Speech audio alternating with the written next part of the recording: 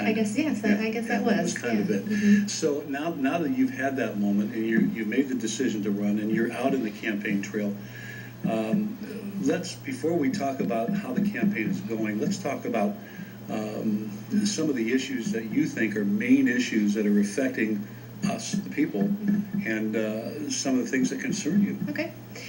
Well, first and foremost is healthcare.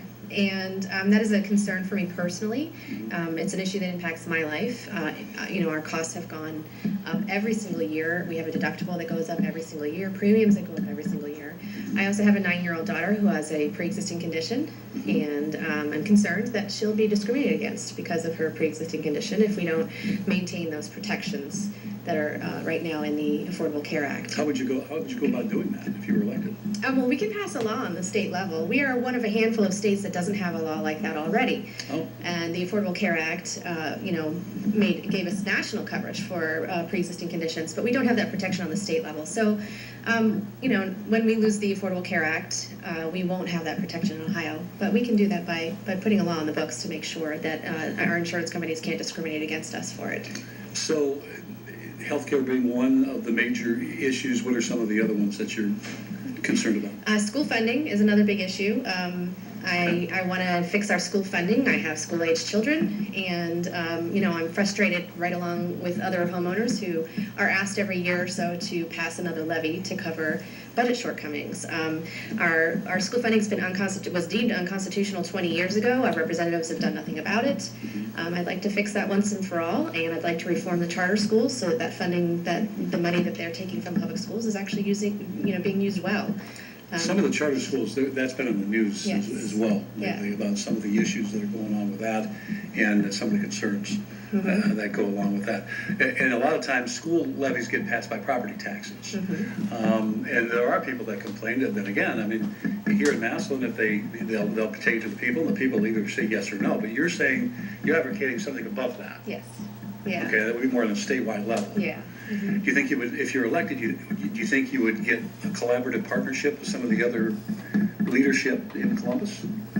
Well, that would be my goal. It'd be tough. It's going to be a tough road. Yeah. I think one of the ways to better ensure that could happen is to have some balance in the state house. Right now, we have a supermajority of one party, and so there's no balance. Yeah. There's one side with one set of ideas, and nobody meeting in the middle. There is no middle. So, part of my goal is to get more Democrats in office so that we can have more balance in the state house and have those conversations, and instead of it being an echo chamber. Yeah. I think we all bring something valuable to the table, and we're not going to move forward in a way that really addresses the concerns of the people in my community until that happens, in my opinion. And the down ballot is all red right now. I mean, and so obviously there's a look, or there's a feeling that there's going to be somewhat of a shift, obviously, coming in November. We'll have to see how that really plays out. Yeah. And I know folks like you are out running. Also, the female voice is becoming really strong, and you're one of them. Yes, I am. And I kind of want you to, if you would, express some of your concerns as a female in today's society, and maybe some of the things you might do to make things more balanced for women. Yeah, absolutely.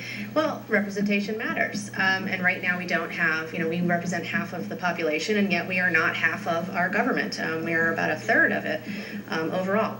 So I think that alone is important to note, that we need more women in office to have that perspective in the State House and every level of government, every level of leadership. Additionally, with my concerns with healthcare, in my opinion, have a greater impact on women. We're talking about losing pre-existing condition protections. More than half of all women have a pre-existing condition, especially when you factor in the fact that childbirth has been considered a pre-existing condition to our health insurance companies. When we're talking about eliminating the Medicaid expansion, this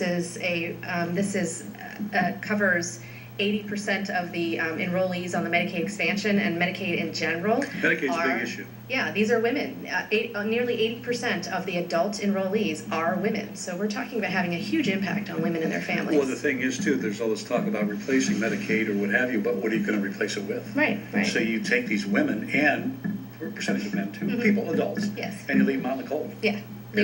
I don't want to leave anyone out in the cold. But I certainly don't want to have, a negative impact on, one segment of the population, more, have a bigger impact on one segment of the population. And also talking about work requirements on Medicaid is another issue. This is something that would impact women. Many of the women who are on Medicaid are there because they are going to college and bettering their lives and trying to, bring more economic opportunity to their families. Or they're already working a part-time job plus raising the kids. Right. 65% of people adults on Medicaid are working already. Yeah, and some people, that's a misnomer. Some people think that, everybody's just sitting around collecting stuff. That's not the case. No, it's not the case. No, I mean, you might have 0.1% of people that might take advantage of the government, and those are the same people that would take advantage of any part of the government. Right. But Medicaid is there for a reason. And it's to give people an opportunity like you were just mentioning. Yeah, and I'm actually one of those people. When I was young, we were on both Medicaid and SNAP benefits for a while, and it got us through a really rough time in our family, and I'm not sure that we would have been able to keep the house if we hadn't had those services available as a young person, as a kid growing up. And my parents both worked, and they worked very hard. So. How do you deal with the division, or have you seen division when you're out on the campaign trail? Because, I'm not going to mince words. I mean, regardless if you love him or hate him, Donald Trump has created division in this country. And so it starts in Washington and it trickles across all 50 states. Yeah. Again, this isn't whether you agree with him or disagree with him, but there's division there. How do you deal with that? Well, there is a lot of division there, and it's especially obvious when you're on Facebook, when you're on social media, out there. And do you think it's more attributed to Facebook as far as driving that division? I think that has a lot to do with it. When I am knocking on doors, talking to voters directly, one-on-one, and also at events and things like that, I can tell you that division does not exist in those one-on-one conversations. I have conversations with people who are, at every part of the political spectrum, and I'm talking to Trump voters every day, and that animosity doesn't exist when we are one-on-one. We're more polite. We try to find middle ground. We have respectful conversations, and so I really believe that this is, the way to heal that divide is to have conversations, to tell our stories one-on-one and connect with each other. We've lost that, I think. Well, how would you put that message out? Because you see the one-on-one because of what you're doing. You're on the campaign trail, so you need to go one-on-one with the voter. Yeah. But most people don't go one-on-one with each other. They're barricaded in their homes, in their own lives, and the only communication they have outward is with social media. Yes. So, any suggestions on how to deal with that? It's easy to think that that's the way we all are when that's how we are online. I don't really have an answer for that. I know that we have a lot of volunteers who have seen that for themselves as they've gone and knocked doors with our team and have had the same experience. I think that also bringing in a new type of leadership, running campaigns in a different way, in a more authentic way, and connecting more with our voters has a lot to do with it. When we have a different type of leadership in office, setting a different example of civility and respect. And then I also think maybe bringing in a community service component as an elected official, sort of promoting more community service. I think that our disconnect has a lot to do with the fact that we don't have interactions with each other and we don't experience people from different walks of life. We're kind of living in our own little bubbles. And I think though, Massillon, I'm going to challenge you on that because Massillon's a little bit different. We're the spirit of this city is very, very loving with each other.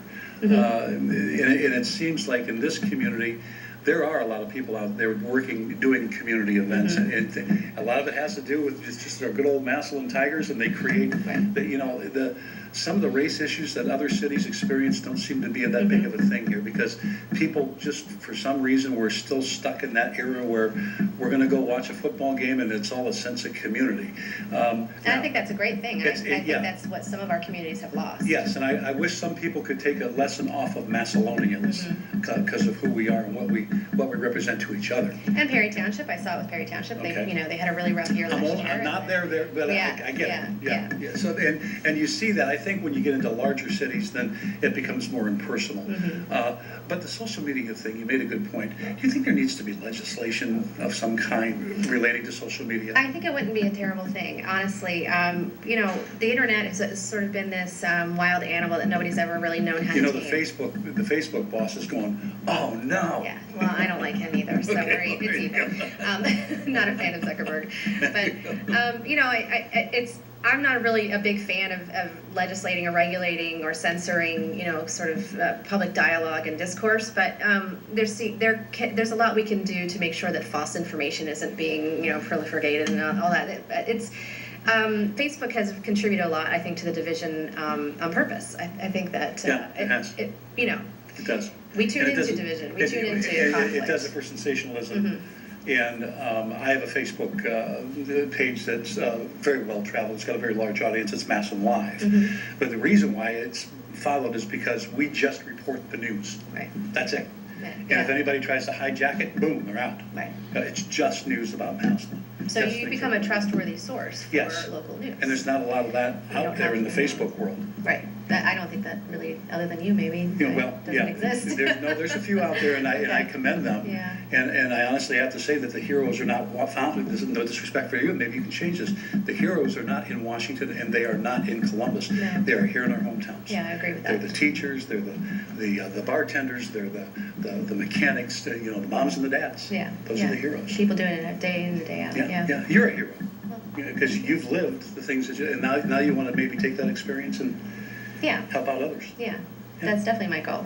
And I feel like that's what I bring, to this campaign, and what I would bring as an elected that would be a little bit different. I have a different perspective and a different voice. Mm-hmm. I've lived a lot of challenges, and I'm in the trenches with all the everyday people. We've had financial troubles. I've been a foster child. I was a foster child when I was a baby. My father was an addict. There's a lot of experience there that will bring I think a more well-rounded understanding of what people are struggling with. You've come from the streets. I suppose I did. Well, let's talk about, again, to refresh the memories of our listeners, my viewers, because I'm old and I don't remember stuff either. Maybe the top 5 on your platform as you continue to run for the 48th? Mm-hmm. Top 5 issues? Yeah. Okay. So healthcare, pre-existing condition, fixing our school funding. I would like to see us return funding to our city governments and townships. That's a biggie. It's a big deal. Our state balanced their budget by stealing money from our local communities, and they are unable to meet the needs of their communities and fund essential services. And what government is for our communities. That's their job. Do you think that would change if Cordray gets elected? I do. I think so. I yes. do too. Yeah, definitely. I do too. Yeah. And then the 5th one? The 5th one? Do you have the 5th one? And the opioid crisis is a really big one. Yeah. And another one, honestly, when I'm out there on the doors, that it's kind of healthcare is number 1 for sure. Okay. And the opioid crisis is probably a close second. There are so many families impacted by this issue. Yeah. In every neighborhood, doesn't matter where you come from, doesn't matter where you worship or what color your skin is. Yeah. This is impacting absolutely everyone in our community. Absolutely everyone. Yeah. You are correct. And I'm seeing the devastation when I'm out there talking. I had a conversation with a parent recently who is at her wit's end with her 16-year-old son. She doesn't know what to do to help him. And she's looking at allowing him to be incarcerated. She had been avoiding it for a while, trying to get the services and the help for him, but it's not working, and the services aren't real strong. So she feels like there really aren't services for a parent like her. And so she's in an impossible situation. And I'm hearing those stories on a regular basis. So this is an adventure for you, because regardless of the outcome of this race, Lorraine is out there learning about people more than probably the normal Joe or the normal Mary is learning about people, because you're on the front porches talking with people all over the area. Absolutely. So you're getting an education that nobody has. Yeah, and what I would say, I absolutely am getting an incredible education and really getting to know my community in a way that I never did before. And I would say that sometimes the veneer, what we put out there for our neighbors and friends to see is not what's really happening in our families, especially with addiction and money troubles and having difficulties meeting your bills. I've been in really nice neighborhoods where I've heard all of those conversations. So, be kind with each other would be my advice. Yeah, and that's